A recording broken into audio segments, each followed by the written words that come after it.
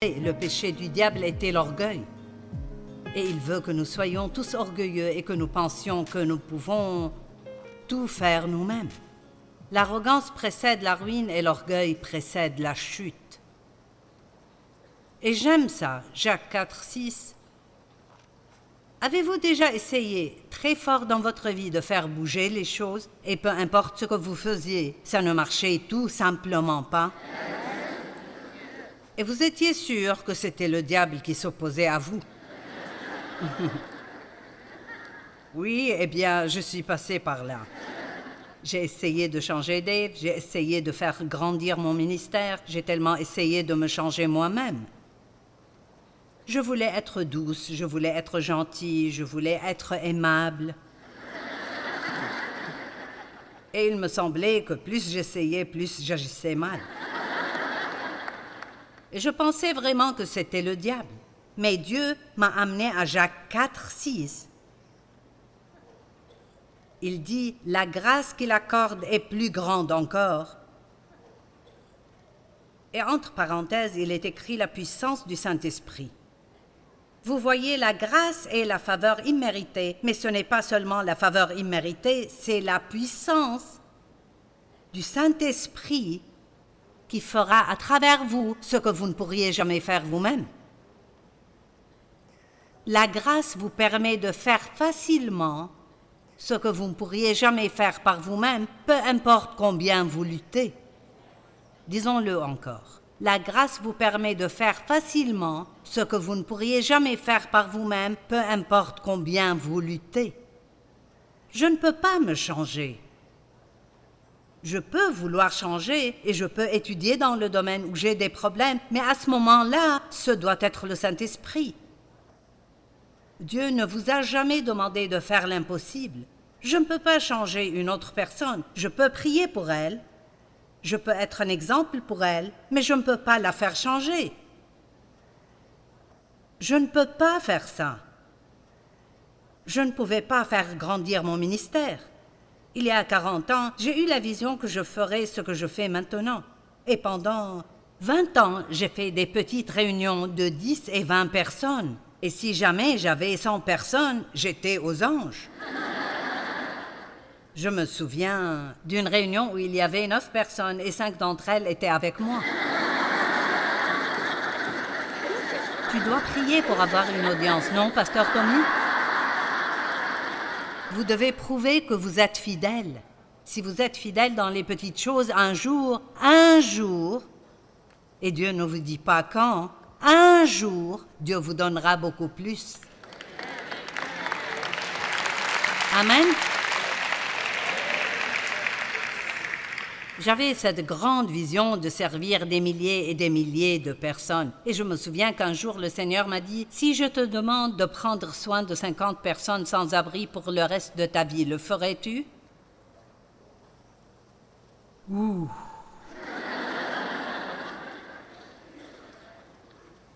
Cela ne correspondait pas vraiment à mon rêve d'arène. Et je devais y réfléchir, et puis j'ai dit, oui, je le ferai si c'est ce que tu veux que je fasse. Et mon ministère a commencé à grandir. Allez, vous me suivez?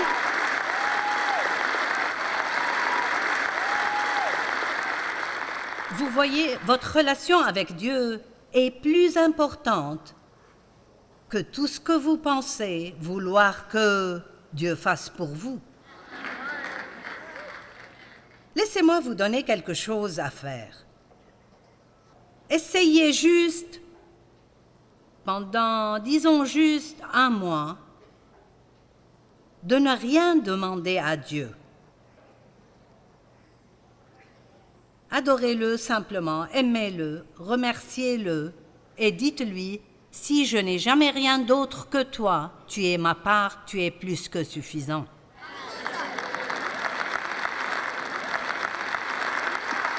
Ne servez pas Dieu simplement parce que vous avez besoin qu'il fasse pour vous des choses que vous ne pouvez pas faire vous-même. Nous devons aimer Dieu parce qu'il est merveilleux, il en vaut la peine, il est incroyable, il est génial. Quel privilège d'être invité à entrer en relation avec Dieu. Mais je veux, mais j'ai besoin, mais je veux, mais je veux. Eh bien, passons donc à l'égoïsme. Juste quelques petites minutes ici. Jean 12, 24. Nous allons aborder quelques trucs sérieux ici. En vérité, je vous le dis, si le grain de blé tombé en terre ne meurt pas, il reste seul. Mais s'il meurt, il porte beaucoup de fruits. D'accord. Jésus est le premier-né parmi de nombreux frères. Quelqu'un devait y aller en premier et il a dit « je le ferai ». Amen. Cela veut dire, à moins que nous ne mourions à nous-mêmes, parce que le soi ne mourra jamais. L'égoïsme ne mourra pas. Notre chair enfermera toujours de l'égoïsme. Mais si l'amour est en nous, si nous pouvons travailler avec lui et demander à Dieu de travailler en nous dans ce domaine, et nous le mettons en pratique jusqu'à ce qu'il devienne plus grand que l'égoïsme, alors Dieu pourra vraiment nous utiliser. Mais à moins que nous ne mourions à nous-mêmes, et ça ne veut pas dire que vous ne pourrez jamais faire ce que vous voulez faire, et que vous ne vous amusez jamais ou que vous n'aurez jamais rien de beau. Mourir à soi signifie simplement que vous vous offrirez à Dieu et que vous ferez ce qu'il veut que vous fassiez, peu importe ce que vous en pensez.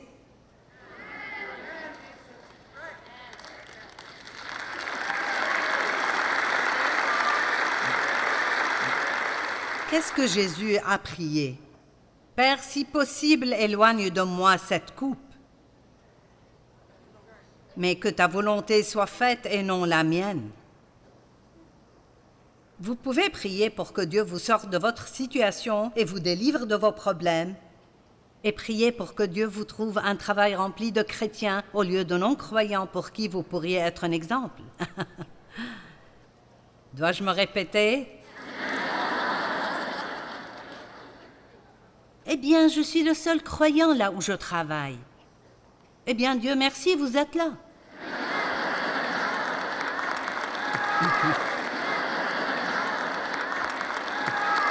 Eh bien, vous avez demandé à Dieu de vous utiliser. Allez, maintenant il essaye de le faire et vous voulez en sortir parce que vous n'êtes pas confortable.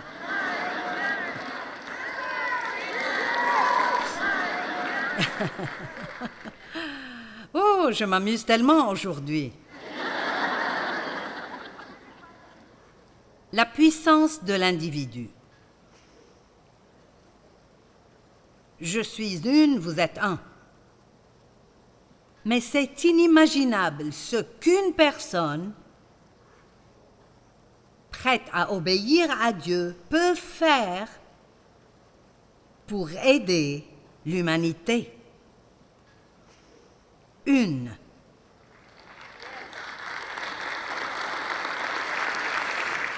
Romains 5, 19 dit « En effet, tout comme par la désobéissance d'un seul homme, en parlant d'Adam, beaucoup ont été rendus pécheurs. » Adam ne nous a pas laissé un très bon héritage.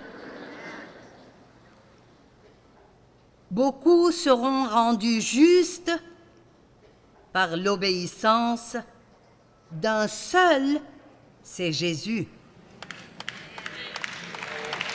À cause d'un seul homme, tous sont devenus pécheurs. Grâce à un seul homme, tous ont été rendus justes. Wow! Hitler avait une cause qui a causé tellement de destruction à des millions. William Wilberforce avait une cause qui a libéré l'Angleterre de l'esclavage et a apporté l'égalité pour tous. Il a donné sa vie à quelque chose. Il a donné sa vie à quelque chose qui comptait. Marc 8, 34 et 35 dans la Bible amplifiée dit « Puis il appela la foule avec ses disciples et il leur dit « Si quelqu'un veut être mon disciple, qu'il renonce à lui-même. » Oh, je n'aime pas ça. Qu'il s'oublie, s'ignore, se renie et se perd de vue et oublie tous ses propres intérêts. Qu'il se charge de sa croix et qu'il me suive en tant que disciple à mes côtés dans mon camp. Eh bien, je ne m'attendais pas à beaucoup d'amen, mais c'est ce que dit la Bible.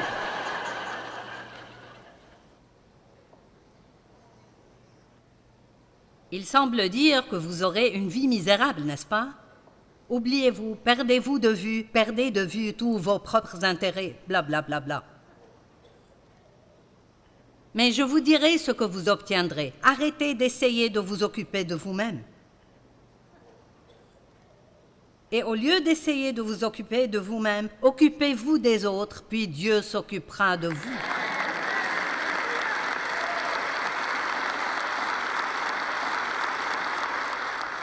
Je sais de quoi je parle.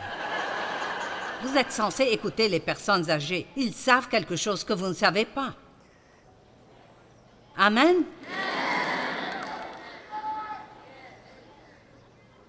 Mon Dieu, j'ai vécu ça. Écoutez ce que je vous dis, je pourrais vous éviter quelques problèmes.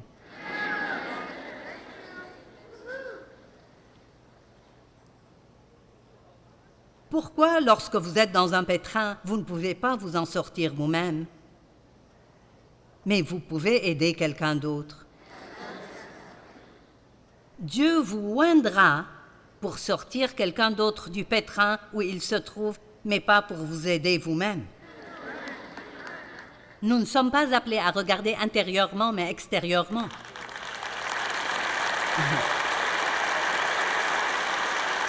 C'est la graine que vous semez. Vous vous déposez en Dieu et vous dites « Je suis entre tes mains ». Qu'a dit Jésus sur la croix? « Entre tes mains, je remets mon esprit ». Et il a expiré. Il ne s'en est pas trop mal sorti. Il est ressuscité d'entre les morts, a enlevé à Satan les clés de l'enfer et de la mort, est monté au ciel, s'est assis à la droite de son Père, et il attend là que ses ennemis deviennent un marchepied pour ses pieds. Amen. Entre tes mains, je remets mon esprit. Entre tes mains, je remets ma vie. Et puis, vous vous engagez envers Dieu et vous aidez les autres. C'est la partie qui manque aux gens. Romains 37, je veux dire, Psaume 37, 3, eh bien, 1 et 2 disent « Ne t'irrite pas contre les méchants, car ils sont fauchés aussi vite que l'air. » Ensuite, il dit autre chose sur les gens méchants. Ne vous inquiétez pas pour eux. Ensuite, il nous dit quoi faire pendant que Dieu s'occupe d'eux. Deux choses. Faites confiance à Dieu et faites le bien. Vous avez peut-être remarqué certaines personnes ici avec des chemises qui disent « Faites confiance à Dieu et faites le bien ». C'était quelque chose d'important pour moi. Et je pense que les gens qui font confiance à Dieu, ils entendent tout le temps parler d'utiliser leur foi et de faire confiance à Dieu, mais ils n'entendent pas parler de faire le bien. Et vous voyez, vous vous abandonnez à Dieu, puis vous semez des graines pour votre récolte en aidant quelqu'un d'autre. Vous ne pouvez pas vous aider vous-même, mais vous pouvez aider quelqu'un d'autre. Et c'est là la graine pour que Dieu apporte une récolte dans votre vie. Je ne sais pas comment le dire plus clairement. Il n'y a rien de mieux pour vous lorsque vous souffrez que d'aller aider quelqu'un d'autre. Et le problème, c'est que les gens pensent tout ce dont tu parles, c'est ces actes de gentillesse spontanés et être bon envers les autres. Et c'est bien, mais j'ai des problèmes. Et je vous le dis, vous les garderez aussi.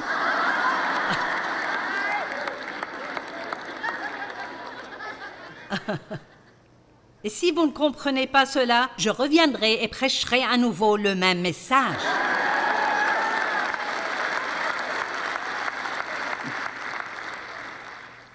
Je peux le faire année après année jusqu'à ce que vous décidiez que j'ai raison.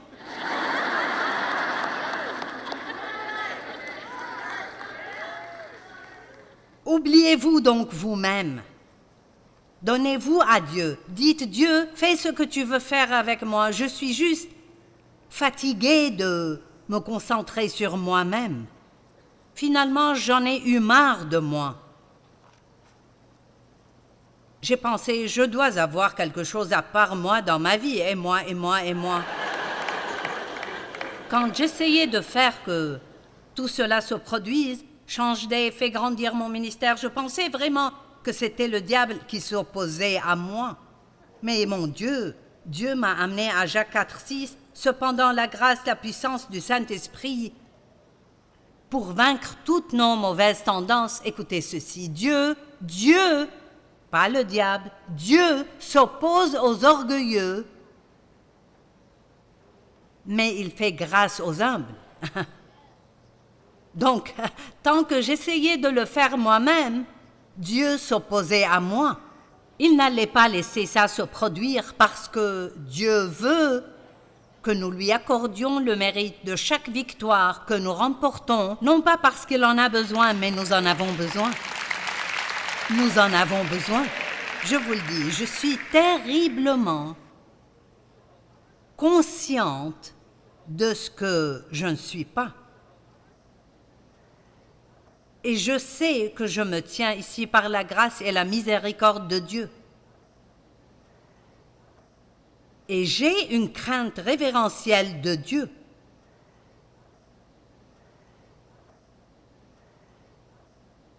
Et je pense que nous avons tous besoin de cela. Je ne veux jamais faire quoi que ce soit qui puisse blesser les personnes que Dieu me permet de servir. Et je sais que je dois rester sur ce chemin étroit. Je ne peux pas faire tout ce que je veux. J'ai pris un engagement et je suis presque à la ligne d'arrivée.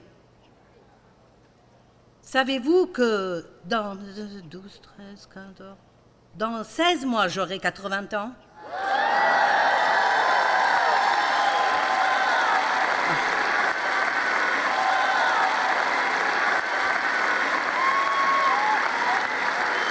Ouais! Si vous traînez tout le temps avec Jésus, vous resterez jeune. Amen? Donc, si vous essayez de faire tout un tas de choses par vous-même, vous essayez de changer les gens, juste jetez l'éponge. Oubliez-vous, perdez-vous de vue et tous vos propres intérêts, et je termine avec ceci. Dans tout ce que je dis, je veux vous encourager à prendre le temps de prendre soin de vous-même. Et ça paraît être complètement opposé à ce que j'ai dit avant. Mais quand je dis de prendre soin de vous-même, je ne parle pas d'essayer d'obtenir tout ce que vous voulez. Je parle de prendre soin de votre santé, de prendre soin de votre esprit, de prendre soin de vos émotions.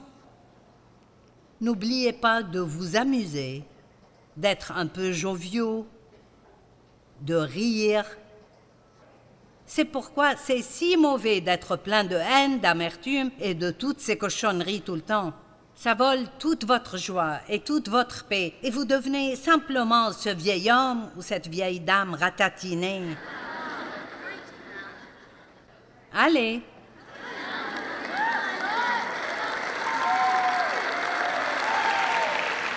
N'arrivez pas à la fin de votre vie sans rien d'autre que des regrets. Je suis contente de ce que je laisse. Je suis contente d'avoir fait ce que j'ai fait.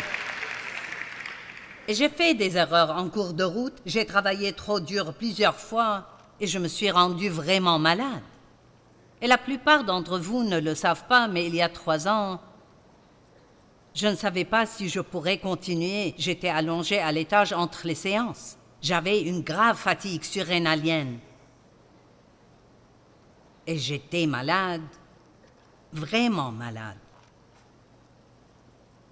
Et j'étais là et Ginger faisait tout sauf la prédication. Et je ne savais pas si je pourrais le faire ou non. Et Dieu m'a donné la grâce et j'ai découvert ce qui se passait et on m'a dit « Tu dois te reposer pendant 18 mois ». Et j'ai demandé « Que faites-vous quand vous vous reposez ?» Eh bien, c'était mon problème. C'était mon problème. Je n'étais pas un être humain, j'étais un acteur humain. Maintenant, j'ai appris à m'amuser et à me reposer. Alors, prenez soin de vous. Je m'exerce. J'ai un entraîneur, je fais de l'exercice.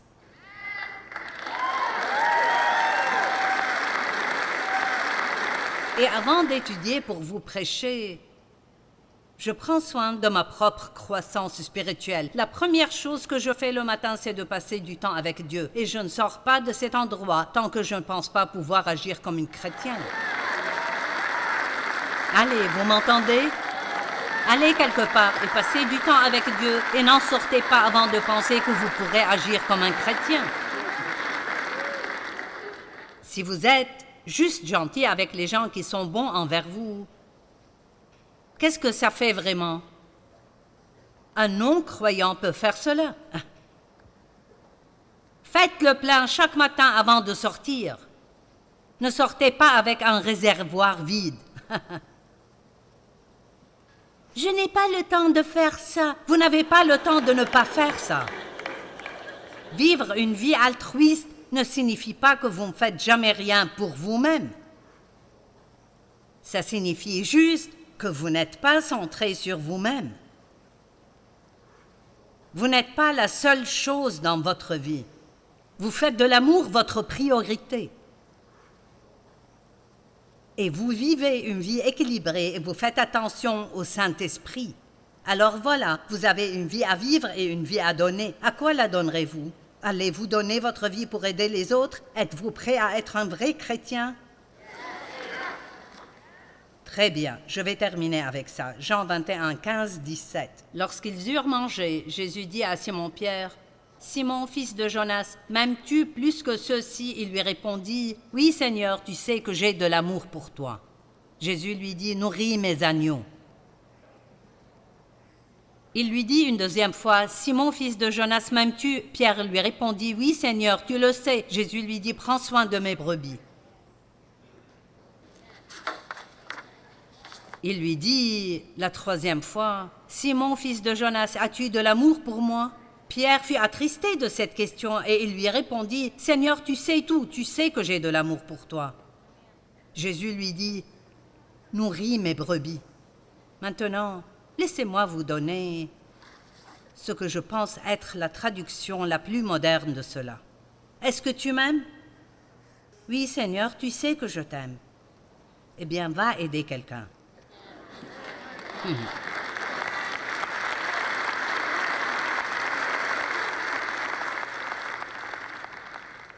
Tommy Barnett, est-ce que tu m'aimes? Oui, Seigneur, tu sais que je t'aime. Pourquoi me poses-tu la même question? Alors aide quelqu'un. Une troisième fois, le Seigneur vous demande, est-ce que vous m'aimez? Et nous allons tous dire oui. D'accord, alors sortons d'ici et prouvons-le. Allez, vous pouvez tous vous lever. Père, merci pour la parole que tu nous as donnée ce week-end. Nous t'aimons tellement. Prions tous cette prière ensemble parce que je veux m'assurer que personne ne sorte d'ici sans avoir reçu Christ comme son sauveur. Alors faites simplement cette prière avec moi. Que tout le monde dise, Père céleste, je t'aime. Jésus, je crois en toi. Je sais que je suis un pécheur. Je suis désolé pour la façon dont j'ai vécu. Pardonne-moi. Purifie-moi. Je te veux dans ma vie. Je m'abandonne entièrement à toi. Que ta volonté soit faite, pas la mienne. Aide-moi à te connaître. Aide-moi à t'obéir. Enseigne-moi. Maintenant, je crois que je suis sauvé. Je suis en chemin vers le paradis. Mais je veux t'obéir alors que je fais ce voyage.